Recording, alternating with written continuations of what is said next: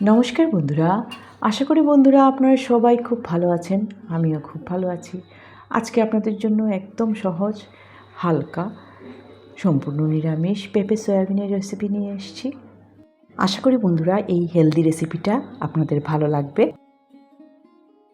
Moms কিচেনে সবাইকে অনেক অনেক স্বাগত জানাচ্ছি। পুরো ভিডিওটা দেখতে থাকুন বন্ধুরা। সবার জন্য ছোট্ট ছোট্ট টিপস অ্যান্ড ট্রিক্স অবশ্যই আছে। ভালো লাগলে একটা লাইক কমেন্ট করে আর চ্যানেলটাকে সাবস্ক্রাইব করার অনুরোধ রইল। এখানে দেখুন 10 টাকার একটা সয়াবিনের প্যাকেট নিয়েছি আর কাঁচা পেঁপে মিডিয়াম সাইজের একটা নিয়েছি। পেঁপেটাকে এইভাবে টুকরো টুকরো করে কেটে নিয়েছি, জলে একটু সময় ভিজিয়ে রাখলাম। এইদিকে মিডিয়াম সাইজের 2টা আলুকেও এইভাবে টুকরো করে জলে ভিজিয়ে রেখেছি। সয়াবিনটা একটা প্রেসার কুকারে দিয়ে 1 কাপ জল দিয়ে বয়েল করে নেব। খুব ভালো করে দেখুন বয়েল হয়ে গেছে। এইদিকে একটা কড়াই বসিয়ে দিলাম। আলুটাকে ধুয়ে জল ঝরিয়ে নিয়ে এবার কড়াইতে সাদা তেল 3 চামচের মতো দিয়েছি। তেল গরম হয়ে গেছে, আলুগুলো ভাজতে দিয়ে দিলাম। এতে নুন আর হলুদ গুঁড়ো দিয়ে ভাজবো আলুটাকে। বন্ধুরা, আমি সব সময় খুব সহজে আপনাদেরকে করে দেখানোর চেষ্টা করি যে কোনো রান্না। সয়াবিনটা স্ট্রেনারে দিয়ে জল ঝরিয়ে রেখেছি আর পেঁপেটাকে এবার খুব ভালো করে ধুয়ে নিচ্ছি। এইবার প্রেসার কুকারে পেঁপেটা দিয়ে 1 কাপ জল দিয়ে বসিয়ে দিলাম। একটা হুইসেলের জন্য ওয়েট করব। আর সয়াবিনটা ঠান্ডা জলে আবার দিয়ে ভালো করে জলটা এভাবে দেখুন নিংড়ে নিচ্ছি।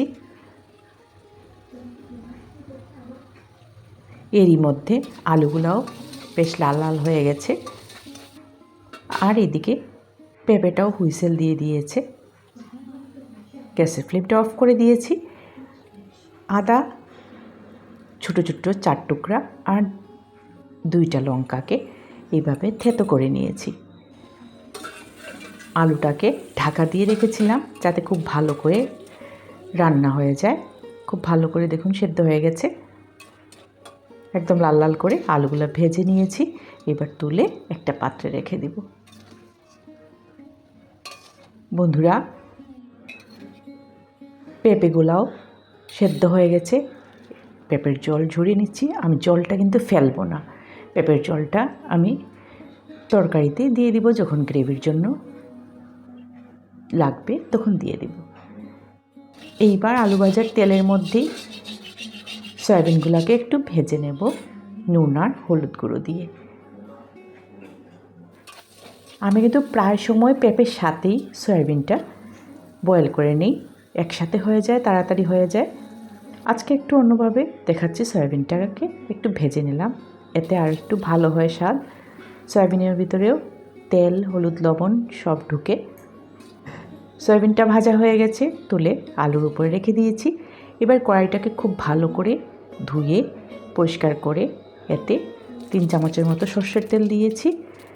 গোটা জিরা ফোড়নে দিলাম আর তেজপাতা 2টা দিয়ে দিয়েছি। এবার কেটে রাখা টমেটো একটা দিয়ে দিয়েছি আর থেতো করে রাখা আদা, কাঁচা লঙ্কা দিয়ে দিলাম। স্বাদ মতো নুন, হলুদ গুঁড়ো, জিরে গুঁড়ো, ধনে গুঁড়ো আর কাশ্মীরি লাল লঙ্কা গুঁড়ো দিয়েছি। অল্প একটুখানি চিনিও দিয়ে দিলাম।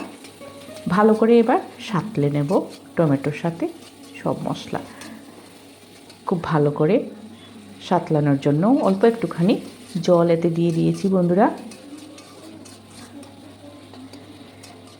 এইভাবে একটু ম্যাশ করে করে দিয়ে দিচ্ছি। এর মধ্যে অল্প একটুখানি সবজি মশলা দিয়েছি। আপনাদের কাছে যা মশলা থাকে দিতে পারবেন। চাইলে গোটা ধনে, জিরে, গোলমরিচ এগুলোকে একটু রোস্ট করে গুঁড়ো করেও দিতে পারবেন। দেখুন পেঁপেগুলা ভালো করে সেদ্ধ হয়ে গেছে, কিন্তু একদম গলে যায়নি কিন্তু বন্ধুরা। এইবার পেঁপেগুলা দিয়ে দিলাম মশলাটার মধ্যে, একটু নেড়ে চেড়ে দিলাম। এইবার ভেজে রাখা সয়াবিন আর আলু দিয়ে দিয়েছি, ভালো করে নেড়ে নিচ্ছি। এবার 5 মিনিটের জন্য ঢাকা দিয়ে রাখবো কম আঁচে, যাতে মশলাটা সব কিছুর সাথে লেগে যায়। ঢাকা খুলে দেখাচ্ছি বন্ধুরা। দেখুন খুব ভালো করে সাঁতলানো হয়ে গেছে। এবার 2 কাপ জল দিয়ে দিচ্ছি। এখানে আমি প্রথমে পেঁপে সেদ্ধ করে রাখা জলটা দিয়ে দিয়েছি, আরও 1 কাপ জল দিয়ে দিলাম। এবার ফুটে ওঠার অপেক্ষা, তার জন্য একটুখানি ঢাকা দিয়ে রাখবো। ঢাকা খুলে দেখাচ্ছি বন্ধুরা, দেখুন অল্প একটুখানি এরকম গায়ে গায়ে ঝোল ঝোল থাকবে, কারণ পরিবেশন করার সময় ঠান্ডা হবে যখন তখন শুকিয়ে যাবে। অল্প একটুখানি গরম মশলা দিয়ে দিয়েছি। এইবার 1 চামচ ঘি দিয়ে নামিয়ে নেব। বন্ধুরা, আশা করি আমার এই ছোট্ট ছোট্ট রেসিপিগুলো আপনাদের ভালো লাগে। যদি ভালো লাগে তাহলে অবশ্যই পাশে থাকার অনুরোধ রইল। রেডি হয়ে গেছে দারুণ স্বাদের পেঁপে আলু সয়াবিনের রেসিপি। গরম গরম ভাতের সাথে সার্ভ করে দিব। এটা ভাত রুটি সব কিছুর সাথেই খেতে ভালো লাগে বন্ধুরা। সবাই খুব খুব ভালো থাকবেন, সুস্থ থাকবেন। আজকের ভিডিওটা এই পর্যন্তই বন্ধুরা। আবারও একটা খুব ভালো রান্না নিয়ে খুব তাড়াতাড়ি আপনাদের সাথে দেখা হবে। আপনাদের ভালোবাসার অপেক্ষায় রইলাম। আবারও সবাইকে অনেক অনেক ধন্যবাদ জানিয়ে ভিডিওটা এইখানেই শেষ করছি।